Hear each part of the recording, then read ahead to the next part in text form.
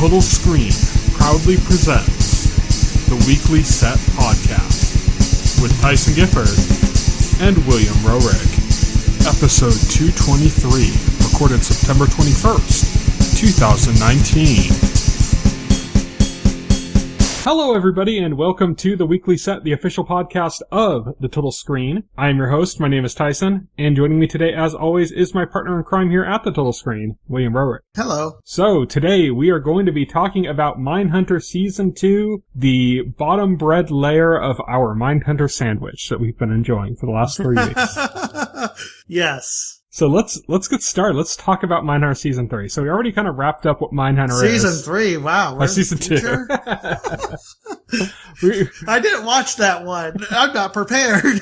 Oh, you didn't see that? That's when, like, the space raptors become a problem, and, you know, that's like peak Game of Thrones popularity, too, so of course there are dragons. Yeah, because, of course, the dragons happened. Yeah. Okay. They're profiling dragons. Okay, so, yeah, Season 2. So what do you think? So, I was a little disappointed with Season 2. I still thought it was good, but, honestly, I thought that, like, Season 1 had so many, like, really strong moments with them profiling these killers. Some really, creepy tension that was, like, in there. And there were a few moments like that in Season 2 that were, like, really heightened and really strong, you know? Mm. But I just don't think it matched up to Season 1. I think that, like, what they did with Kemper in Season 1 was, like, to me, that was the blueprint for what Mindhunter as a series was, like, what they were doing with Kemper's interviews and stuff. And then in Season 2, like, they continued the story with, you know, applying, you know,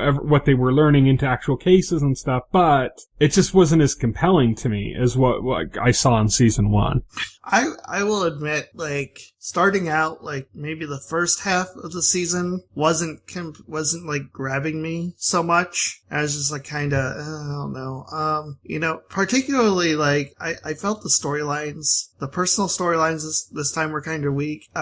Bill's storyline, I mean, there was like a lot of genuine emotion. It was well acted, but I just didn't, I don't know, I didn't like this turn that they were doing where like his adopted kid could possibly be like a sociopath. You know? That seemed like a little network TV. Yeah, it did. I was just like, I don't know, like, if I bought that, or I thought, like... We talked about Criminal Minds when we talked about Mindhunter Season 1, and how, like, Mindhunter could be seen almost as, like, a prequel to Criminal Minds. Well, Mindhunter Season 1 was, like, early Criminal Minds, and, the stuff with his son becoming, like, you know, possibly being a sociopath, like, killer in the making, was, like, late seasons Criminal Minds. It's like they're making like his son Macaulay Culkin in The Good Son, you know. Yeah. Like it's just like, I don't know about this.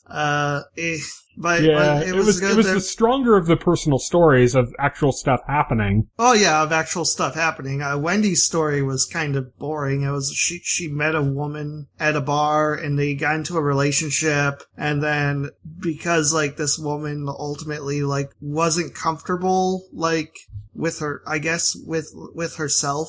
And, you know, she kind of like, you know, and she wasn't comfortable, like, with her relationship in front of others, like, particularly, like, her son and her ex-husband, that Wendy just, like, ends up leaving her. And I just, like, it felt kind of pointless. Like, you could have cut that entire thing and it would have made no difference. Yeah, it wouldn't have affected the story like it. I just felt like they really gave Wendy nothing interesting to do. Like, they did do something interesting where they had her do a couple of the interviews, and I thought, well, that's interesting. They're having her take a more proactive, and then their boss like basically sidelines her from that. But the rest of her story was pretty boring, I thought.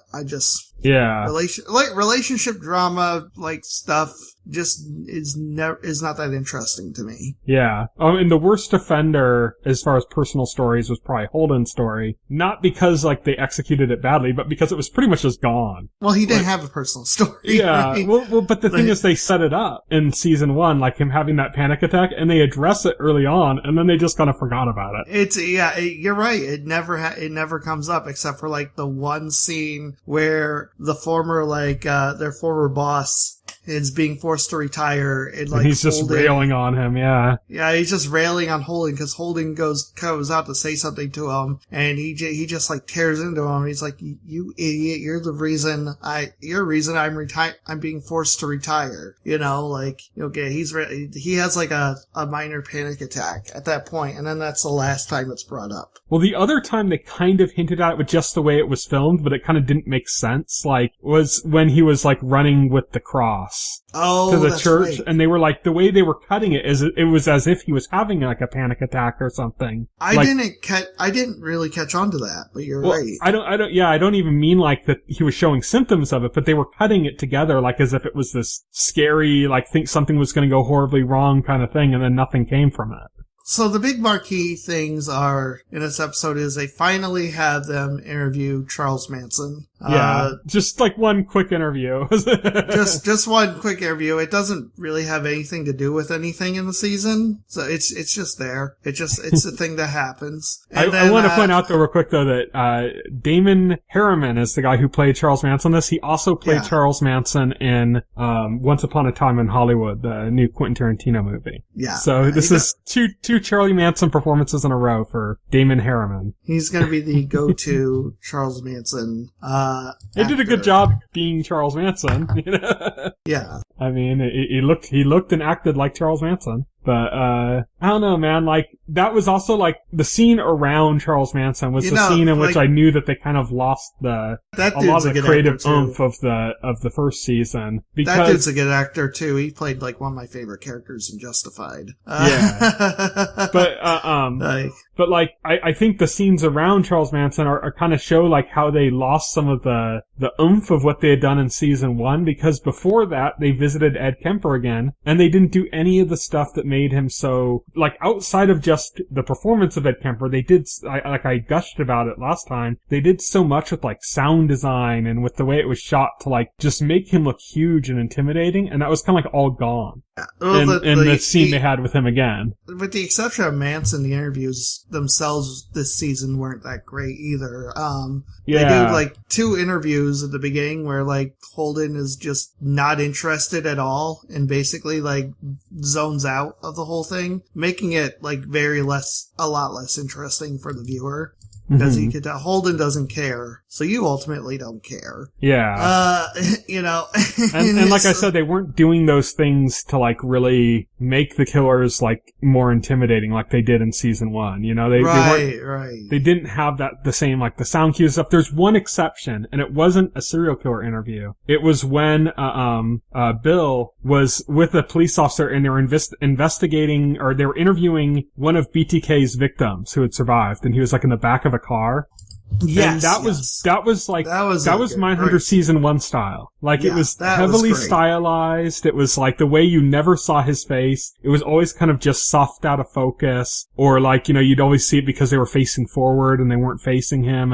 And the way they were playing with like his fears when he started realizing it was the BTK and that he just, the fear of him just never being safe. Like, I can't go anywhere. I'll never be safe. Kind of the way they played with that, not just in the writing, but like in the way it was presented. That's like what I loved about Mindhunter season 1 and what I felt was like missing almost throughout all of season 2. And that was like the one scene. Like, if I was to say the scene that most epitomized like that style in season 1, it would be in the season finale when you had the scene where Kemper and he got up on the bed and his feet slammed on the ground. And then when he got up and moved so quickly and was like, you know, and then hugged Holden, like that whole scene was so tense and it so had that feeling. In season 2, if I was to pick like what's the scene that's like that, it would be that interview scene where they're interviewing the BTK survivor. But that was like the only one I felt that really like lived up to that kind of feeling, like that I loved so much in Mindhunter. What did you think? I agree. The crux of this season is basically it centers around the infamous Atlanta murders that happened from 1979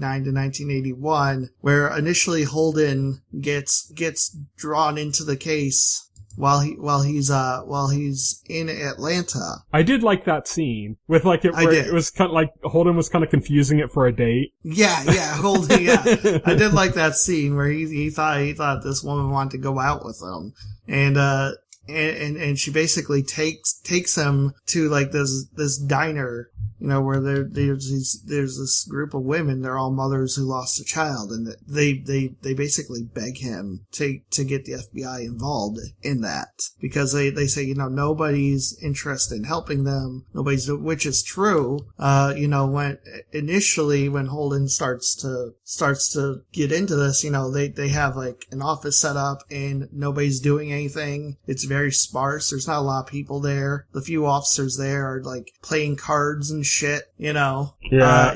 You find it, and you find out like it's a big contrast, because then you find out later, like after the vice president basically gets the FBI involved, which was George H.W. Bush, right, at the time. George H.W. Bush, was Reagan's vice president at the time, and that was real too. That was in the Atlanta Monster podcast. So if you want to know more about the Atlanta case, there's a podcast called Atlanta Monster that kind of covers a lot of this material from this, but from a more objective standpoint than the narrative. Basically, Holden struggles to get anybody interested. The FBI won't get on board. Well, the FBI, initially, his boss, they get him on board through, a technicality, because there was, a kidnapping that happened. But then, it takes no time for Holden to have, the mayor, the chief of staff of the mayor, kick them off of the case, immediately. And it doesn't get any real interest until Reagan gets elected, and, Vice President, Reagan basically, it comes down from the vice president that Reagan doesn't want this hanging over his head, in the first days of his presidency. So it starts to take top priority. Mm-hmm. And then that's when you say, the office that Holden visited that was, had, a few officers just sitting there playing cards. Suddenly, it's busy. There's a ton of people. Everybody's, running around like chickens with their heads cut off, trying to get shit done in there. It's a stark contrast. Yeah. But I think what's interesting about this though is by setting the season into this very real case, this very it's a controversial case too.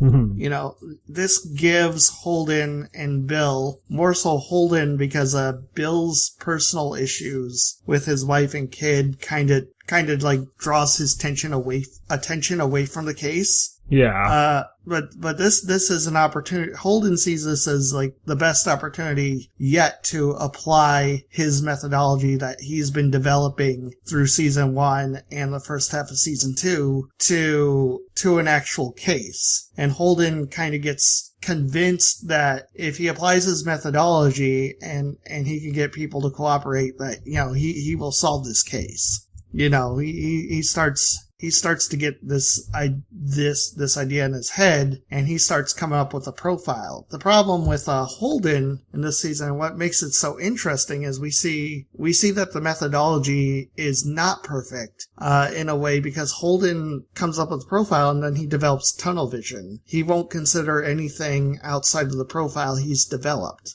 Mm-hmm. To a point that's arguably detrimental to the investigation. Yeah, you could make a drinking game of all the times Bill was like, "We don't know that yet." Yeah, exactly. All options. Yeah, exactly. And in fact, it's Holden's initial, his profile that initially gets him kicked off of, the case. The FBI kicked off the case the first time around, because he goes up to them and he says, "Oh, we're looking for a black male." Now, you gotta understand, this is a very racially charged situation. We're in the South in the late 70s, early 80s, the Deep South. In Atlanta, yeah. In Atlanta, where, they're still dealing with the scars from, from recent history, from the 50s, especially from the 60s, from the civil rights movement, There's still the KKK is still very active, and there's still Klan members involved with the police and shit, Well, tunnel vision's a big part of the show. You talk about Holden having it, but it's everybody has it, because you have the black community that they have tunnel vision that it's the Klan. Right. They don't want to accept anything else. They're convinced it's kind of, it's just, they're coming into a situation where we're dealing with a case where all the victims are black. It's a black community. And then Holden walks in and says, oh, our suspect is black. You know, without anything to back that up, except for like, well, I've been interviewing serial killers and that's how I developed the profile. Like, it's not good enough to say something like that, Holden. It also shows that even though he has all of his ego that he's developed from the success he's had in this program, and you see how that doesn't mesh with people that are like, what do you mean this program means you have absolute certainty about every trait of this? Why aren't you looking at this thing that seems like the most obvious motive? Right. Like even if like the black community has tunnel vision that it could be the Klan, like they have a point, like it could be, but Holden won't consider that, you know. Yeah. And it becomes a big issue. You know, of course, like it's complicated. It's not just Holden. It's a lot of things. Like, you know, you got there's a lot of incompetence happening, you know, in the police office. You know, there's a lot of unwillingness to do certain things. You know, it's a combination of factors that compounds the problems. Honestly, it's like where you were saying that makes it a compelling season. Like we talked about this a little bit before we started recording, but I kind of disagree. Like I think that a lot of this like ended up hurting the show. Like it's an interesting, true story, the whole Atlanta thing, but it just feels like it was kind of hammered into place and into the series where it doesn't necessarily kind of fit the blueprint that was established in season 1. But I think that the way that this most doesn't fit is that there's a lot of like mixed messaging with like there's a new deputy director or whatever of the FBI that this team is under, and he seems to be really interested in pushing this team and making this team like the general consensus of all research for the FBI basically into these areas. He wants this to be standard. Like this is how we're going to do cases from now on. This is how we're going to teach everything. I like this. I want you to see progress in this. And then like his involvement in stuff when it came to Atlanta and like Holden was screwing up, and it seemed like at times like, yes, we're giving you the resources to do this, and then all they did was complain about not having the resources to do it later on, and it just seemed like a weird mismatch. Like things just weren't lining up right, you know? Like I don't know, like I think that's an issue with dealing with like true crime, is that you have to, in a fictional setting like this is a fictional telling of true crime. Well, it was initially like a thing where, you know, the FBI didn't have jurisdiction and the city didn't want the FBI involved initially, you know. Yeah, and that aspect was interesting when they put in like the politics and stuff, but it just kept going back and forth. It kept going like, okay, yes, we want you more involved. No, we don't want you more involved. Yes, we do want you more. It just kept seesawing, you know, back and forth on that. And I just think it hurt the pacing of the show, if nothing else, like a lot.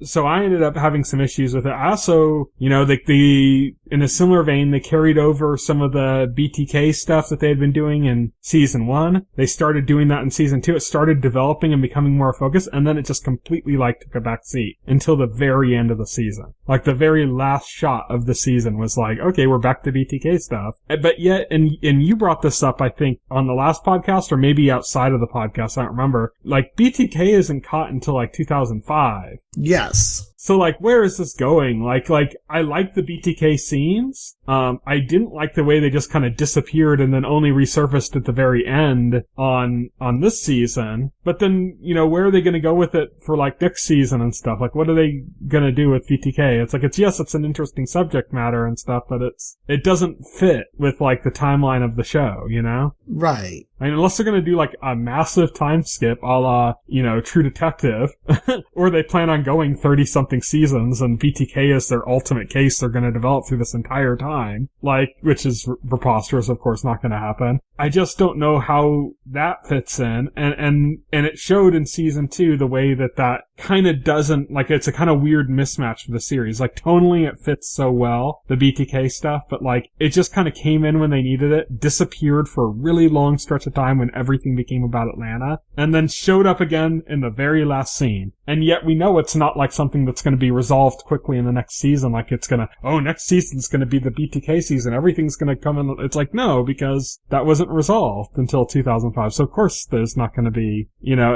it can't do that. It wouldn't make sense. So I don't know, like that's kind of my general impression of the season as a whole, and BTK stuff and the Atlanta stuff and the way they kind of were at disparate ends and they didn't really interact well with each other. Those storylines kind of like tells it reminds me of when you would have that old style superhero movies, like before the MCU and stuff, where it was always like the first movie you have like a really good, battle of wits between the hero and the villain and kind of stuff. And then the next movie was like, okay, well now we have like 2 villains, double the fun with the villains and stuff. And it started kind of getting confusing where it was like, yeah, why can't you just focus in on another really good villain, And I'm kind of in the same place with like Mindhunter season 2, where it seems like it's confused on its tone. It's confused on what's important to it. Is this about the Atlanta case? Because the beginning of it had nothing to do with the Atlanta case. And then after the Atlanta case ended, it went right to BTK again, which is what the beginning of it was about. And it just feels like off to me. Right.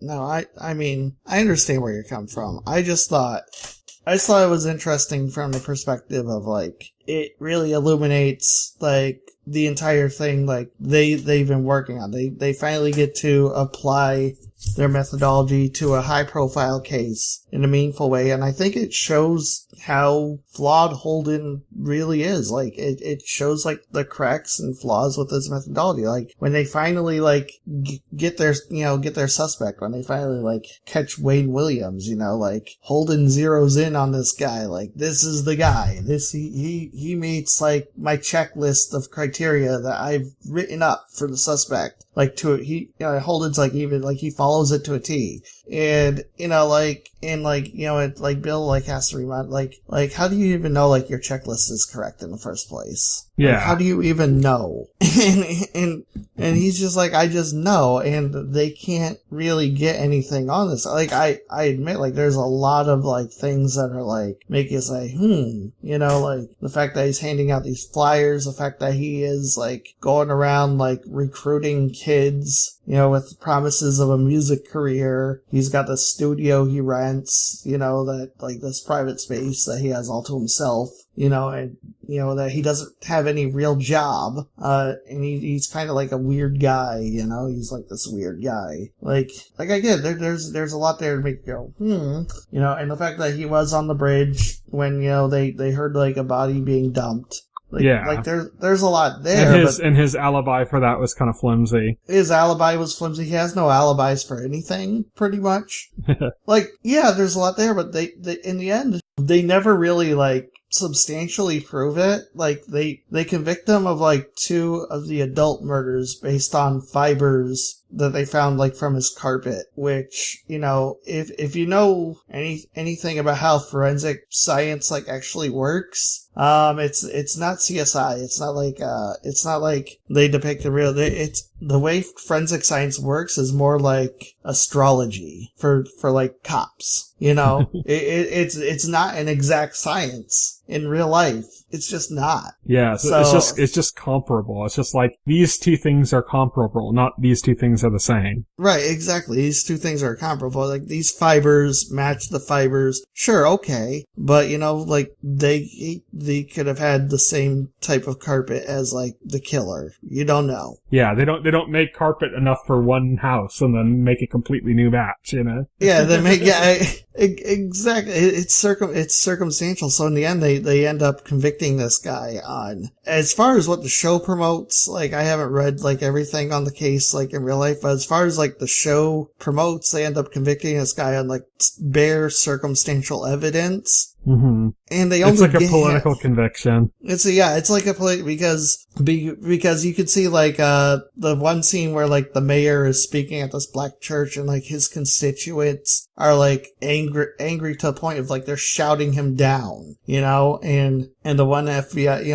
Holden, the one FBI agent there is talking to like Holden, and he's like, oh no, and he's like, Holden's like tough crowd, and he's like, oh no, these are people who voted for him. Yeah. He's just getting shot. So you can tell like he's under extreme political pressure to solve the case. That's all they want to do is like, they just want to find somebody and he just happened to be good enough, because he fit all the criteria like that they were looking for. Mm-hmm. And then, like, the real gut punch for me was when they came out and they said, you know, like, he's only convicted 2 of the adult murders, but the 28 murders, like, all the children, you know, that those were never convicted. To this day, like, those still remain, like, open, you know, they're cold cases, essentially. Yeah. You know, it's assumed this guy did those murders, but that nobody can prove it. I know when I listened to the podcast, the Atlanta Monster podcast was talking about this case, they were basically saying that, like, even if he's the one that was responsible, and the podcast was arguing that he might not be responsible for any of them, but saying even if he is responsible for the 2 that he was convicted on and stuff, which were the only ones that they had any real evidence on at all, and even close evidence on, that they could do anything with, those, like, don't fit the MO of the child murders at all. And there was other stuff going on, and the implication was that there might have been multiple overlapping cases. That basically, yes, there was a child murder, but yes, there was also just some kind of, regular crime that wasn't, like, a serial killer, but just resulted in some deaths. And then on top of that, there was the 2 adult deaths that might have been attributed to Wayne Williams. And so there's, like, multiple things going on, and they all just got kind of mixed in together into the same thing. It would be like as if, some guy murdered his girlfriend and the guy she was sleeping with, and and that happened, like, I don't know, 5 miles from where the Charles Manson crime with Sharon Tate happened. So then they just added that to the Charles Manson case. Like, even though it wouldn't connect, it's kind of like a situation like that. Like, the cases just did not seem like they related at all. Yet they just kind of forced them together because they just, like, political pressure, they wanted to kind of group them all together and get rid of it. Right. So, I actually thought that they did a good job with Wayne Williams. They've done with all the killers, they've done a good job. I say killers, I'll use quotation marks because Wayne Williams, we don't. Like, it's left kind of up that maybe he didn't do it, kind of, But just, like, let's just assume, like, because that's how they paint it, is that he probably did it. All of the killers, in quotation marks, they've done a good job with, as far as, like, casting and stuff. Like, the guy, like I had mentioned from season 1, you have, the guy who played Ed Kemper, did a great job. That was, Cameron Britton. In this, you had, like, David Berkowitz, the son of Sam. The guy looked just like him. It was creepy. It was almost like you were looking at archival footage that was somehow restored to, like, the most modern settings. I mean, he looked so much like him, it was scary. And then, Charles Manson, we already had mentioned, they did a great job with Charles Manson. They also did a good job with Tex, who is Charles Manson's, like, top associate. They did just excellent casting and great performances by them. Of those ones, though, the only one that really, they did anything meaningful with this season was Wayne Williams. They did paint him as a really interesting character, and they did some interesting stuff where, it's all historically true, but, like, where they had the whole, I hesitate to say chase, but, like, where they were following him, when he drove off, and then he ended up going to the mayor's house, and, like, yelling and getting attention and knowing that everybody was following him, or the time that they were following him and they thought they were being clever, and then he'd gone through a drive-through, and then he parked his car and brought the food to them, Mm-hmm. All of that stuff was really interesting and very Mindhunter-y in the portrayal of him. My issue isn't so much with him or with the case itself even. It was just, I think it felt like they hammered the case into place. Like, they're like, we want this case to be center in Mindhunter season 2, and they just took a mallet and just started hammering it into place, and it just didn't necessarily fit, like, in a natural way. Right, I get that. I felt much like you, like, for the first half of the season, and then by the time it ended, I guess I was just won over. I was like, okay. It was such a powerful, strong ending for me. I was just like, damn. Yeah, I mean, it did get much more interesting once they brought Wayne Williams in. I was thinking about the BTK thing. Yeah, I was thinking about the BTK thing. I was wondering if, like, maybe, like, at some point they would fast forward to, like, 2005 in the timeline, but I don't know. I can't imagine they will. Like, that would be, I mean, True Detective did that kind of stuff at the different time periods and stuff. So they could do something interesting with that, but I think that would break the tone of the show if you did that. They would kind of have to, otherwise I don't know where it's going, because, like, unless they, like, investigate the case and they think it's him, but there's some political reason why they can't go after him, or, I don't know. Unless they do some kind of bullshit like that, which I don't think is historically true, so I don't know if that would fit. Yeah, I don't think it's historically true. I think historically nobody had a clue until, like, he screwed up when he started sending letters again in 2005. You know, I almost wish that they would keep the interviews as real killers and real cases in that sense, and then make all of the actual seasonal cases, like, fictitious. Yeah, I don't know. I think it might be tighter as a show if they had done that, because it's just, like, a lot of my issues are they match up to that. There's, like, a lot of uncertainty, and there's a lot of places where it doesn't, and you can make uncertainty work, but it just doesn't fit within, like, the blueprint of what Mindhunter was set up to be. And, like, when you watch the first season, it just doesn't match anymore. And I think part of that is that, you know, in season 1, they were able to get away with it because the cases were, like, short. Like, they got involved at the end of these cases, you know? Sure. But in season 2, with this really long case, then it draws more attention to it, and it starts to point out kind of the areas where it's inconsistent with the rest of the tone of the show. And they're already, like, you know, they're starting to do the stuff like weak, you know, character subplots, which is, it's always a bad sign. You start getting that stuff like in Dexter too, like. Character subplots are bad. Well, Wendy's was. Well, they're not a bad idea. It's just they have to do something. They can't.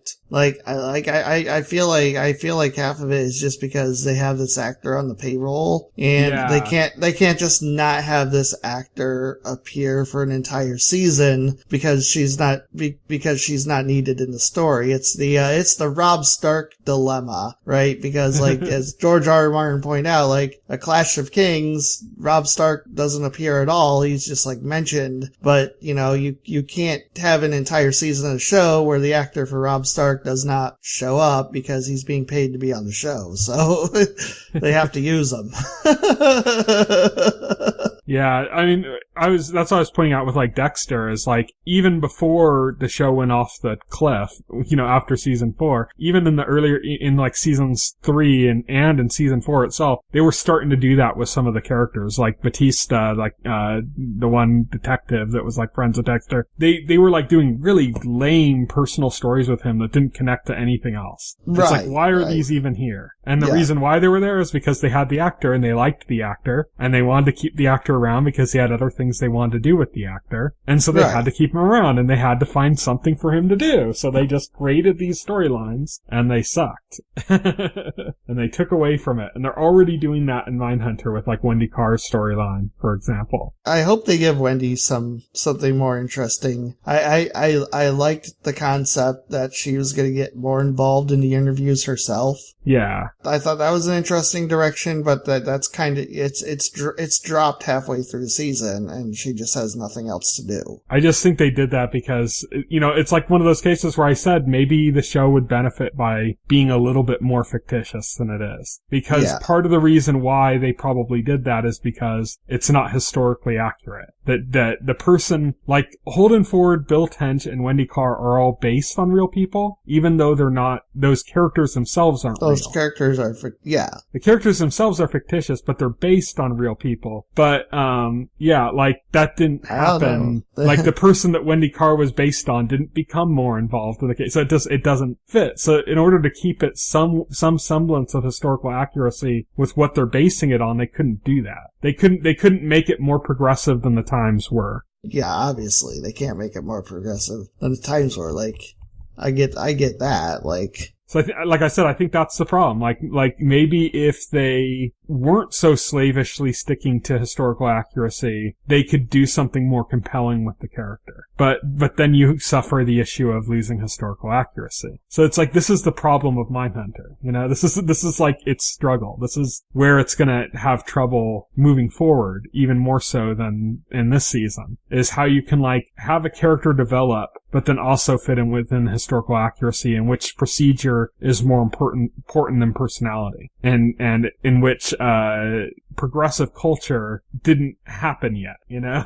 So you can't like go, oh yes, this female psychologist that was involved in the study is now, like, taking charge of the team and doing all these things. You can't do that and have it be historically accurate. Or, like I said, you can't have Holden just kind of running roughshod over the FBI doing whatever he wants and making crazy decisions all the time, because that becomes inaccurate, because they would have fired him if it was historically accurate. You know, the person who Holden Ford is based on didn't do that kind of stuff. He didn't go that far, you know? He wasn't able to get away with that. So they have to, like, at a certain point, they have to reel it back in. So they have to hint, like, oh, you know, Holden Ford's losing his mind. He's in this hospital now. He had this huge panic attack. We could do something interesting here. And then they have to reel that back because it wouldn't make sense that he'd still have a job if that was really happening. Right, exactly. So that's I think that's the issue, like I said, with Mindhunter, is that it's trying to strike this balance, trying to be historically accurate, while still trying to be compelling in a way that presents like fictitious material. And that's a tightrope. Yeah, it's walking a tightrope because it's trying to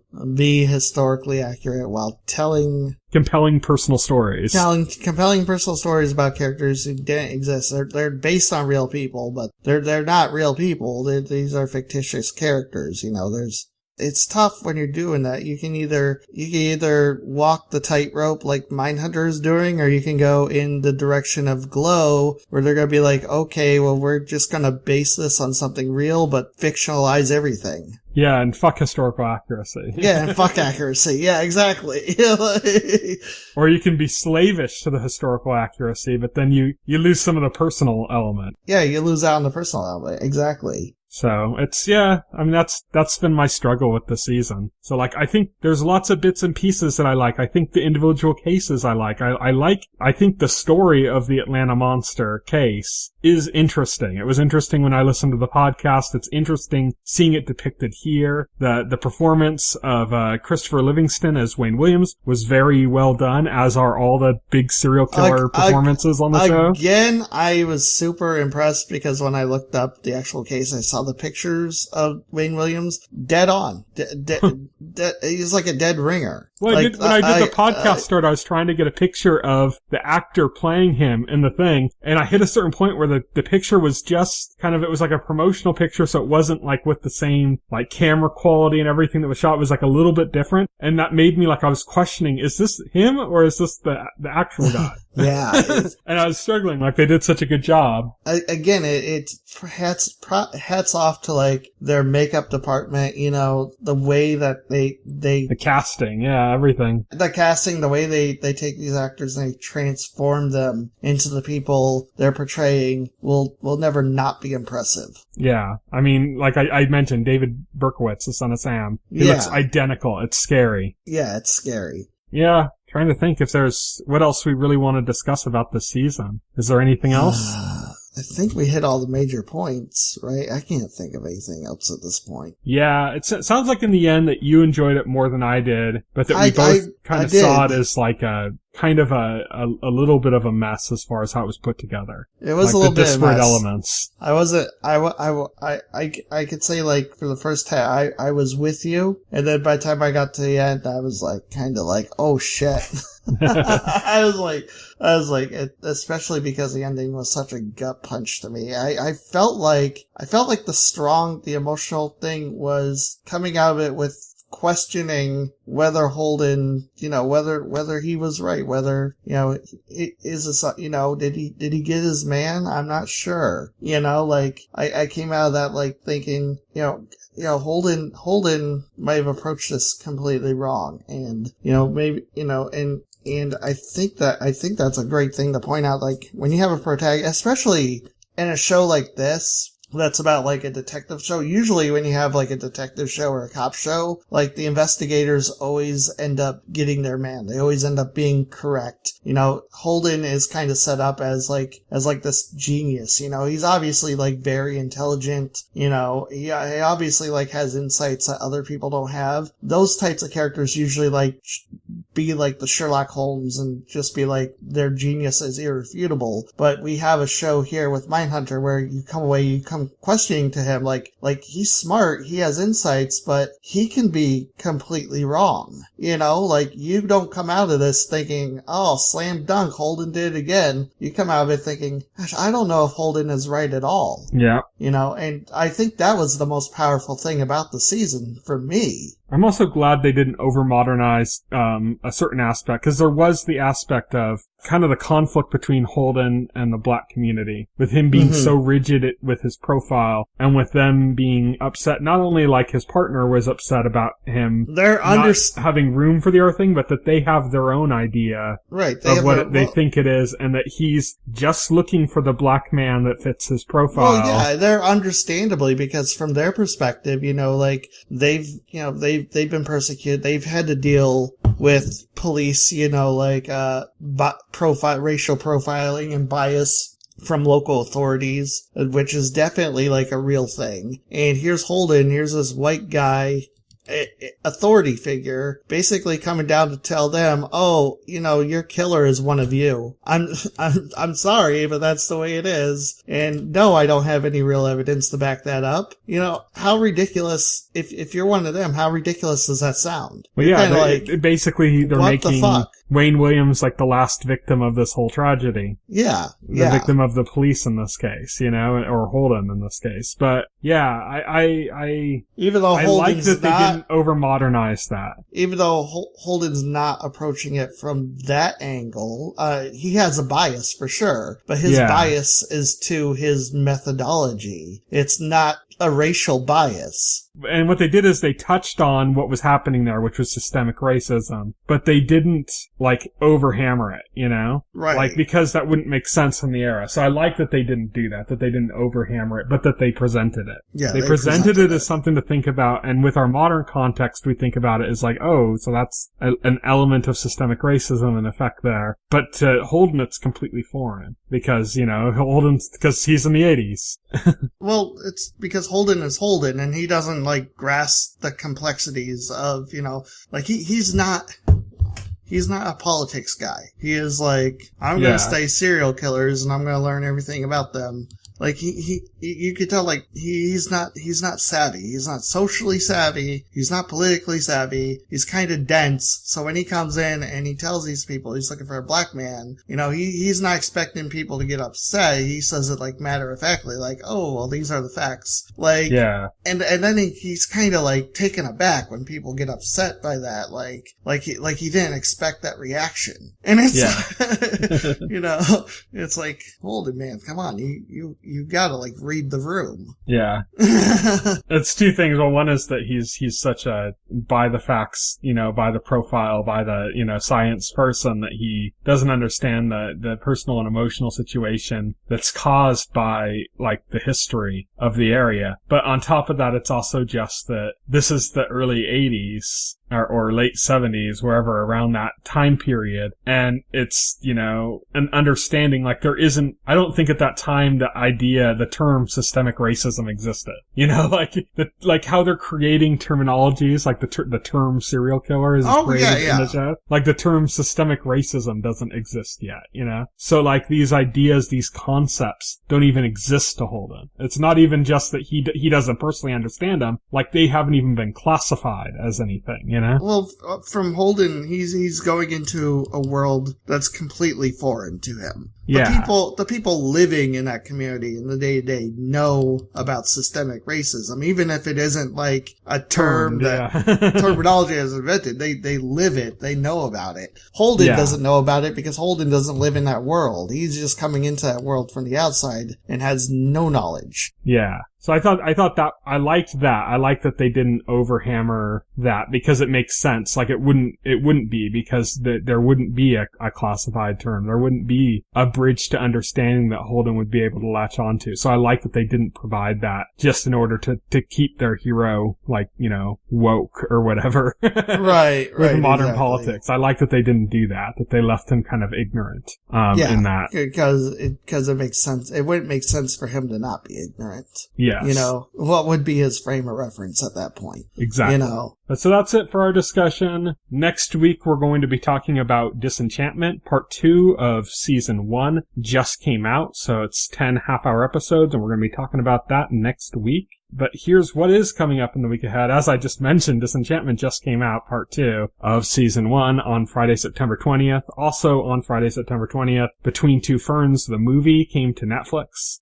Between Two Ferns is a talk show with Zach Galifianakis, but it's like kind of quasi-fictitious, somewhat similar to like the way like you'd say Borat or the, you know, any of the Sacha Baron Cohen characters are. It's kind of like that, but kind of not, I guess. A lot of it is scripted. Yeah, I think it's actually, it's mostly improv, but there's like ideas, like they're gonna like do things specifically, not because it's natural, but because they want to elicit a reaction, you know? Right, yeah, it's very much like that. The difference between this and something like Borat, though, is that, in Borat, he's interviewing people that really think he's this guy from an Eastern European country, whereas the people he's interviewing here know that it's Zach Galifianakis playing a fictitious version of himself, you know? Between Two Ferns is like a more restrained Eric Andre show. Yeah.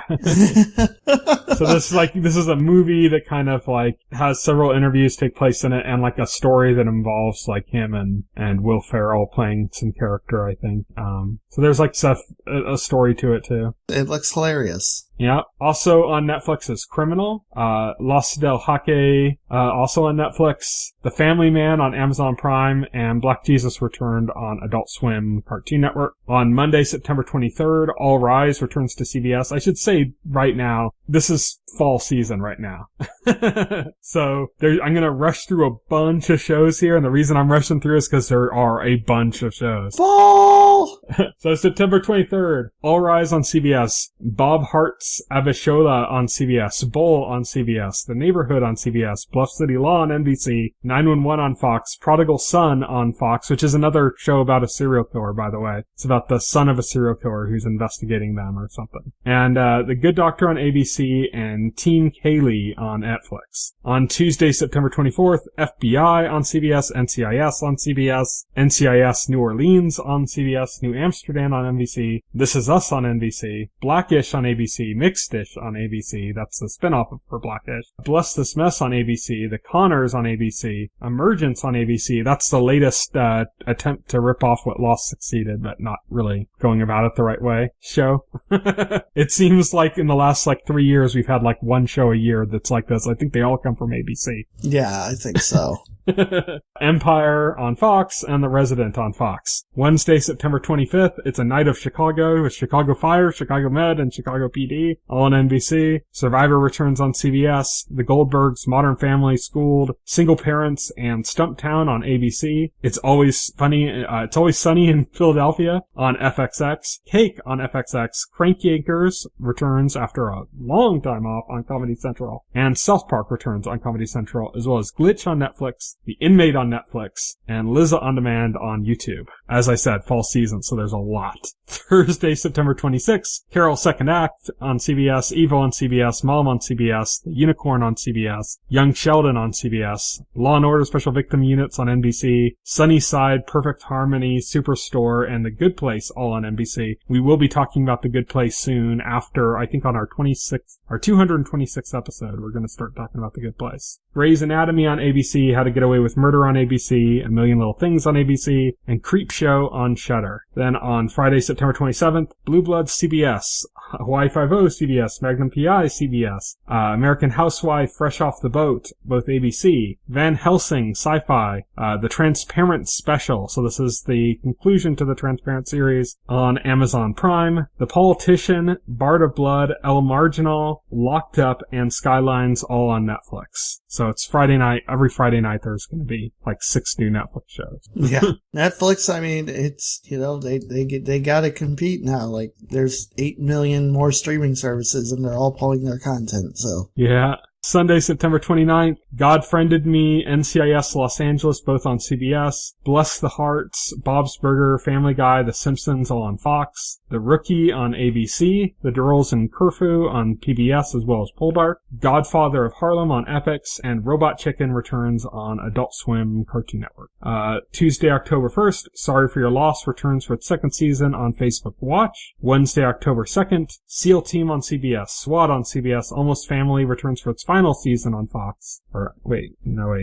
I thought that was Modern Family. Almost Family. That's a different show on Fox. Never mind. Friday, October 4th, The Blacklist on NBC, Peaky Blinders on Netflix, Raising Dion on Netflix, Big Mouth on Netflix, and Goliath on Amazon Prime. So that's like 3 big Netflix shows, all on that one Friday, too. So Peaky Blinders we're going to talk about sometime next year, I think. We've traditionally talked about it week to week, but we're going to just kind of do the season. We just got like too much on our plate, so we're gonna get to things when we get to them. We'll cover the whole season in one episode, and we'll do it next year. Yeah, that's the stance we're taking.